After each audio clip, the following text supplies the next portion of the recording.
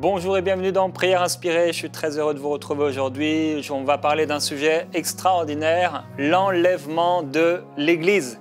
L'enlèvement de l'Église, c'est vraiment un thème merveilleux.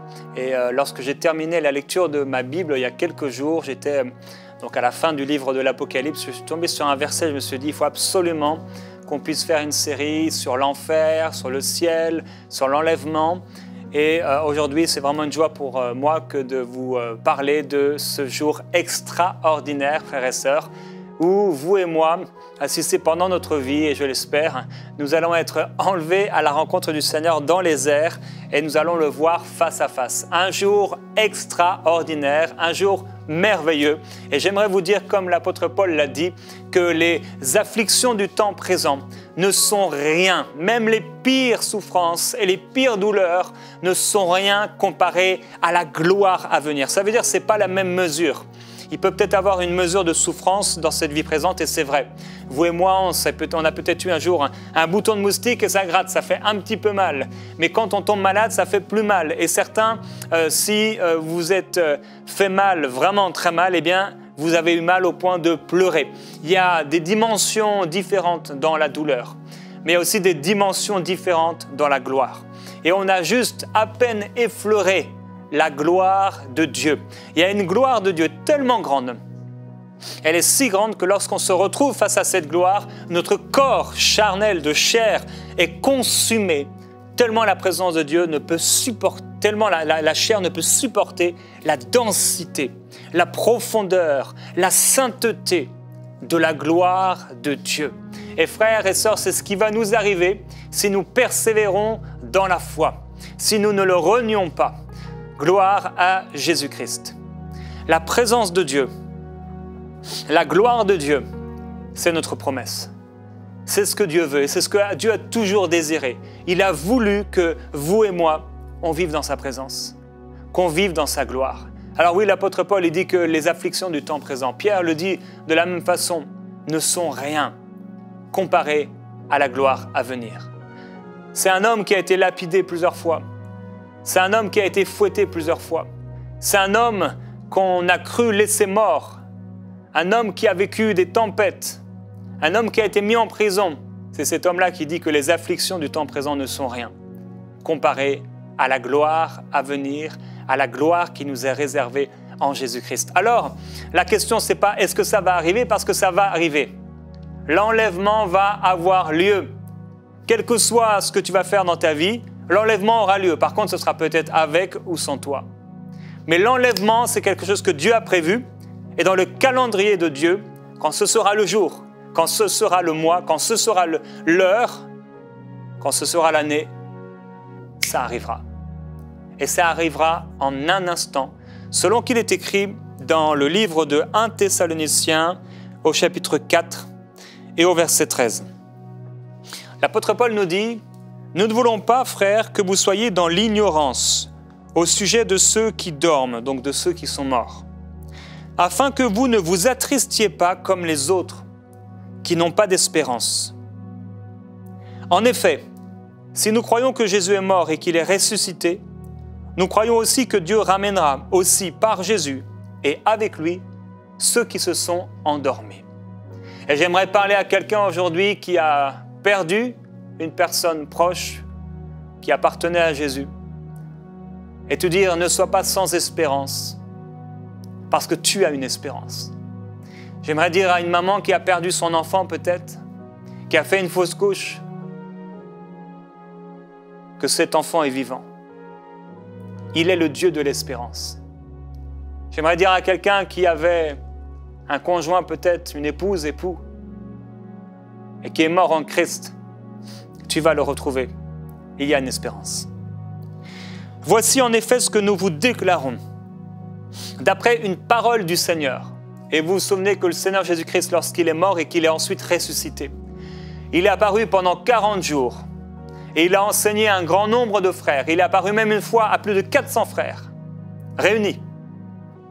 Et il a enseigné les choses concernant le royaume de Dieu, comme on peut le voir dans le livre, au début du livre des Actes. Il a enseigné les choses du royaume. Et certainement, il a parlé de ce jour extraordinaire où il allait revenir. Parce qu'il est venu une fois,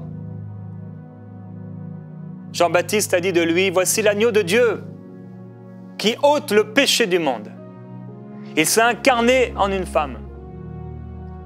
Et ensuite, il est revenu. Quand il est mort, nous savons ce qu'il a fait, on l'a vu cette semaine et je vous encourage à écouter les émissions si vous ne les avez pas écoutées. Émissions sur l'enfer, entre autres, sur le ciel. Puis il est ressuscité. Il est venu à nouveau.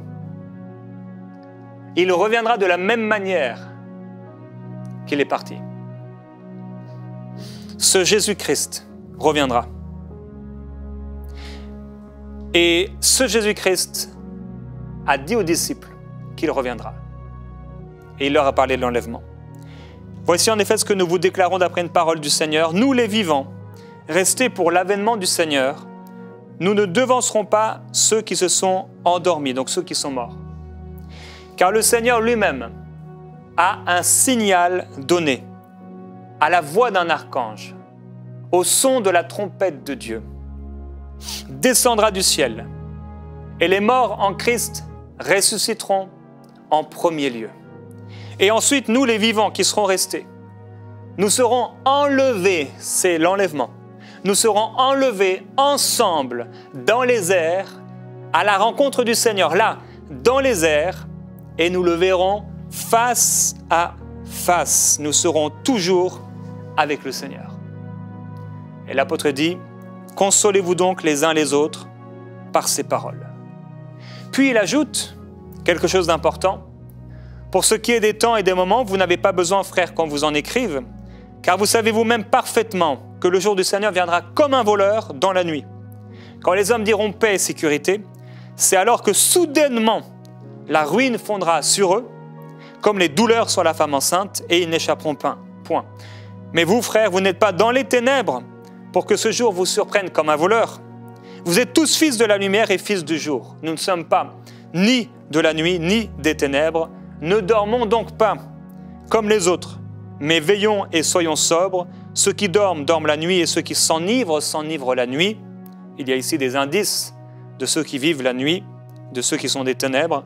Mais nous qui sommes du jour, soyons sobres. Revêtons la cuirasse de la foi et de l'amour, ainsi que le casque de l'espérance du salut. Car Dieu ne nous a pas destinés à la colère, mais à la possession du salut, par notre Seigneur Jésus-Christ, qui est mort pour nous, afin que soit que nous veillions, soit que nous dormions, nous vivions ensemble avec lui. Ainsi donc exhortez-vous mutuellement et édifiez-vous l'un l'autre, comme vous le faites déjà. Quel jour extraordinaire! Que le jour où le Seigneur va venir chercher son Église. Il y a certains courants qui disent que l'enlèvement n'aura pas lieu, ou peut-être que l'enlèvement a eu lieu, ou peut-être que l'enfer n'existe pas, ou que le ciel n'existe pas. Mais toutes ces choses existent et elles nous ont été écrites dans la parole. Nous sommes des gens de foi. Nous avons mis notre foi en la parole de Dieu. Elle est immuable, elle est éternelle, elle ne change pas. Tout peut changer et tout passera. Mais Dieu dit, moi, ma parole, elle ne passera pas. Elle ne changera pas.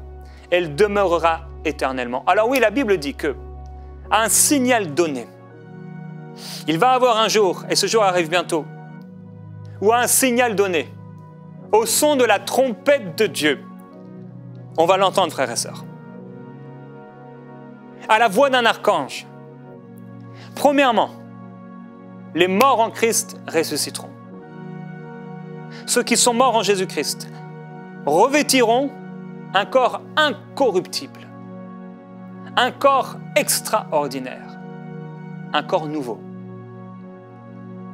Christ descendra du troisième ciel et il viendra, il descendra. Et lors de sa descente, les morts en Christ qui seront ressuscités le rejoindront au niveau peut-être du premier ciel, quelque part en tout cas, dans le ciel. Là où les hommes certainement ne pourront le voir, mais nous qui l'avons attendu et qui avons espéré, qui avons désiré ce jour, nous allons entendre une voix. Nous allons entendre le son de la trompette de Dieu. Et après que les morts aient ressuscité en un instant, nous tous qui sommes restés sur la terre, dans la foi et dans l'espérance de ce jour glorieux, dans la foi et dans l'espérance du ciel, dans la foi et dans l'espérance d'être avec Dieu, nous serons ensemble, ce n'est pas l'un après l'autre, mais c'est ensemble, en un claquement de doigts, en un instant, nous serons ensemble enlevés à la rencontre du Seigneur dans les airs, pour être toujours avec lui. Et nous le verrons face à face. Et il est écrit dans 1 Corinthiens au chapitre 15 au verset 50, « Ce que je dis, frères, c'est que la chair et le sang ne peuvent hériter le royaume de Dieu. » C'est vrai. Et que la corruption n'hérite pas l'incorruptibilité. Voici, je vous dis un mystère. Nous ne mourrons pas tous, mais tous nous serons changés. Ou littéralement, nous ne nous endormirons pas tous, mais tous nous serons changés. C'est pourquoi, en réalité, nous mourrons tous de notre corps, dans notre corps de chair, mais nous ne passerons pas tous par le même type de mort. Car tous ne nous endormiront pas. Mais tous nous serons changés en un instant, en un clin d'œil. Vous pouvez cligner des yeux. Ça va vite. En un clin d'œil, à la dernière trompette, car elle sonnera, oui, elle sonnera. Et les morts ressusciteront incorruptibles, et nous serons changés. Il faut en effet que ce corps corruptible revête l'incorruptibilité, et que ce corps mortel revête l'immortalité. Nous ne serons pas comme Adam et Ève ont été. Nous serons à la fois immortels et incorruptibles. Eux, ils ont pu pécher. Nous ne pourrons plus pécher. Nous serons incorruptibles, parfaitement saints à perpétuité. Alléluia. Nous serons dans sa présence. Ce jour extraordinaire arrive. La question c'est, est-ce que tu es prêt? Est-ce que je suis prêt? Est-ce que mon cœur est prêt? Est-ce qu'il y a la place pour Dieu? Est-ce que je vis pour le Seigneur? Est-ce que je vis dans la foi? Ou est-ce que je vis pour moi-même? Est-ce que je vis dans le péché? Est-ce que je vis dans les ténèbres? Est-ce que je suis de ceux qui s'enivrent? Ou est-ce que je suis de ceux qui sont remplis de l'Esprit? De ceux qui aspirent à une patrie céleste, une patrie meilleure, à une récompense meilleure?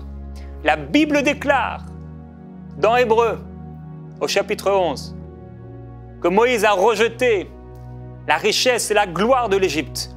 Et il a préféré souffrir, vivre l'opprobre, la honte, avec le peuple de Dieu, que d'avoir la jouissance éphémère du péché.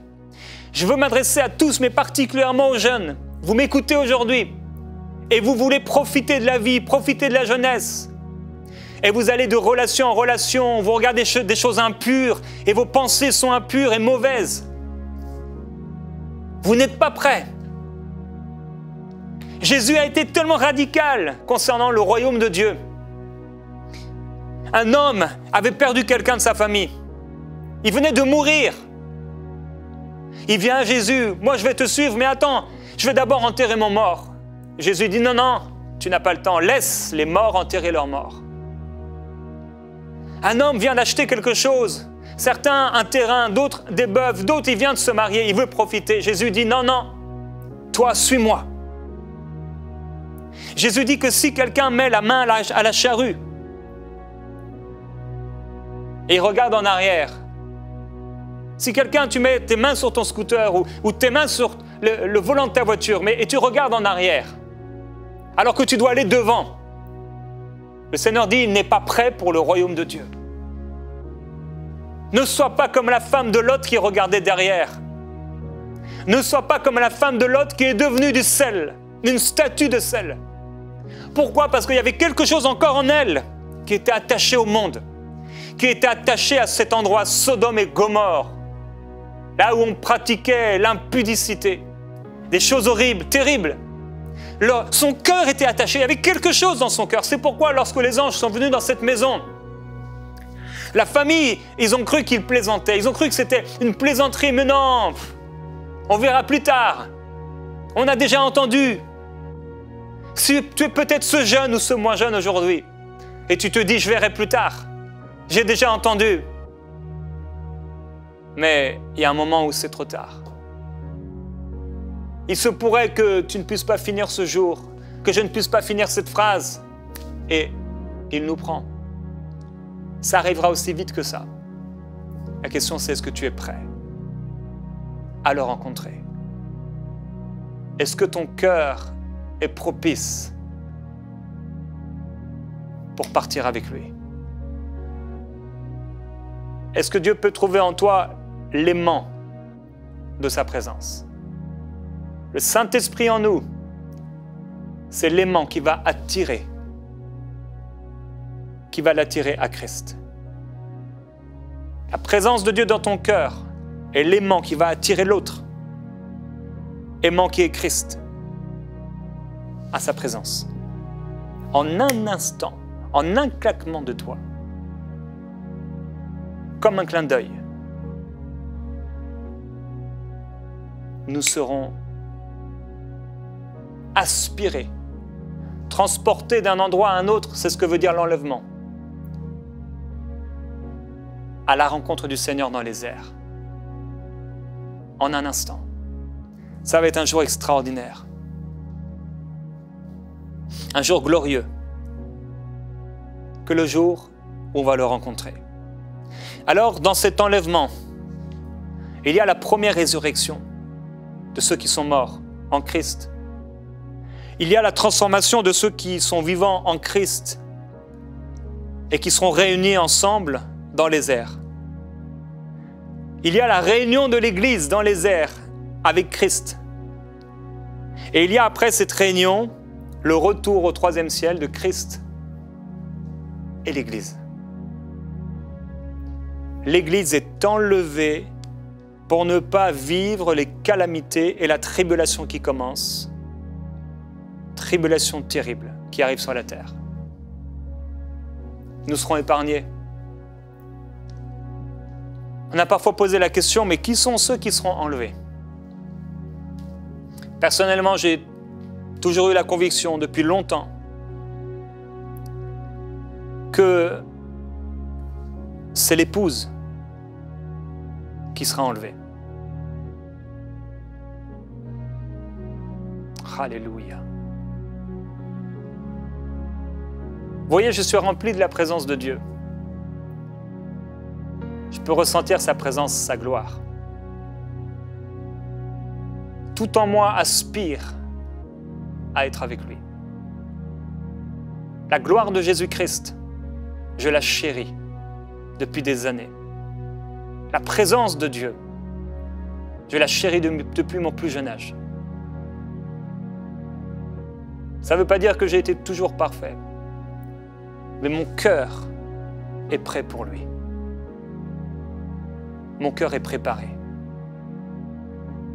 J'ai préparé mon cœur, mais c'est lui qui me rend prêt. Tu dois te préparer, mais c'est lui qui te rend prêt. Et c'est ce quelque chose en moi, la présence de Dieu en moi, la grâce de Dieu qui a opéré, le pardon de Dieu dans ma vie, l'amour pour mon Dieu, qui m'aspirera au jour de l'enlèvement. Mais si en toi, ton aspiration, c'est les choses de ce monde, si tu penses constamment aux choses de ce monde, si tu n'aspires pas à la présence de Dieu, si tu n'es pas en communion quotidienne avec Dieu. Jésus dit de ceux qui diront « Seigneur, Seigneur »,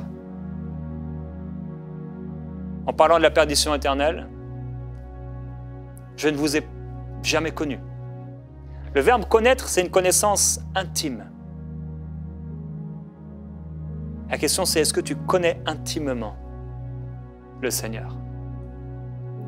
Ou est-ce que tu es juste un fan de Jésus? Je me souviens d'avoir écrit dans le livre 365 jours au pied du maître, qui a été mon premier livre, cette pensée forte. Es-tu juste un fan de Jésus? Es-tu juste un fan de Dieu? Vous savez, le fan, il connaît plein de choses de son acteur ou de son sportif préféré.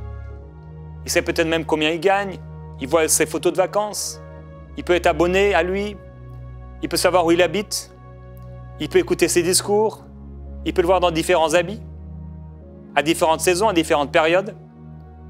Et pourtant, cet acteur ou ce sportif, certainement, ne l'a jamais vu. Peut-être une fois, parler, discuter, rapidement. Et si vous lui demandez qui c'est, il ne sait pas. Pourquoi? Parce qu'ils ne se connaissent pas intimement. Peut-être que tu as Jésus dans ta Bible dans tes toilettes, dans ta chambre ou dans ta bibliothèque. Peut-être que tu vas à l'église. Ce n'est pas ça qui fera que tu seras prêt. Et il y a des fausses espérances. Les gens disent, moi je suis né dans une famille chrétienne. Mais les pharisiens disaient, nous avons Abraham comme père. Certains disent, moi je suis baptisé d'eau, j'ai rejoint une église. Et pourtant on sait que Simon le magicien, après qu'il ait lui aussi été baptisé d'eau et rejoint une église, son cœur n'était pas droit devant Dieu. Peut-être tu dis, moi j'ai compris l'évangile, j'ai fait la prière du salut. Mais les démons aussi croient. Et s'ils le pouvaient, ils pourraient prier, ça ne changerait rien à leurs conditions. Pourquoi? Parce que ce n'est pas simplement le fait de prier une prière, c'est le fait de prier avec foi, de croire du cœur et de suivre Christ. Peut-être tu dis, moi je sers dans une église, je sers à la louange, et j'ai déjà parlé de ces gens à qui le Seigneur dira, retirez-vous de moi. Ceux qui ont fait des choses pour Dieu apparemment. Peut-être vous dites, moi je suis une bonne personne, je serai enlevé. Et non, pas forcément. Ou j'ai fait des bonnes œuvres, personne ne sera justifié par ces bonnes œuvres. Peut-être vous avez eu des expériences émotionnelles, même spirituelles. Judas a eu des expériences émotionnelles, il a pleuré, mais il n'a pas été sauvé. Des expériences spirituelles, Satan se déguise lui-même en ange de lumière, il fait des expériences spirituelles. Même la conviction d'être sauvé ne suffit pas. Le jeune homme riche qui s'est approché de Jésus, il était convaincu qu'il pourrait être sauvé, mais non, il y avait quelque chose qui l'empêchait. La question c'est, est-ce que tu es prêt? Est-ce que tu seras prêt? Es-tu prêt? Es-tu prêt pour l'enlèvement de l'Église, pour le retour du Seigneur? C'est une question tellement importante. Être prêt. Être prêt. Tu ne peux pas passer à côté, je ne peux pas passer à côté. Et donc j'ai toujours eu la conviction depuis longtemps que ceux qui seront enlevés auprès du Seigneur sont les amoureux de Dieu. Je crois que ceux qui ne sont pas amoureux de Dieu seront laissés sur la terre et seront sauvés, mais à quel prix? Très certainement au prix de leur mort, de leur vie. Je ne crois pas que tous ceux qui ont fait une confession à Christ et tous ceux qui sont dans les églises et tous ceux qui ont prié ce qu'on appelle la prière du pécheur seront enlevés. Ce n'est pas du tout ma conviction. En lisant les Écritures, on peut découvrir qu'en effet, ce n'est pas tous ceux qui ont appelé Jésus Seigneur qui seront sauvés, mais ceux-là seuls qui lui appartiennent. Je crois que ce jour glorieux et extraordinaire, où tout à coup le monde va vivre le plus grand choc qui n'ait jamais été vécu. Le virus, le Covid, est venu très rapidement. En quelques jours, quelques semaines, il a bouleversé les nations du monde entier. Tout le monde en a parlé, toutes les discussions, vous avez prononcé ce mot. Mais là, en un instant, frères et sœurs, des centaines de millions de personnes, après un réveil extraordinaire, je le crois, vont être enlevés à la rencontre du Seigneur. On ne les trouvera plus.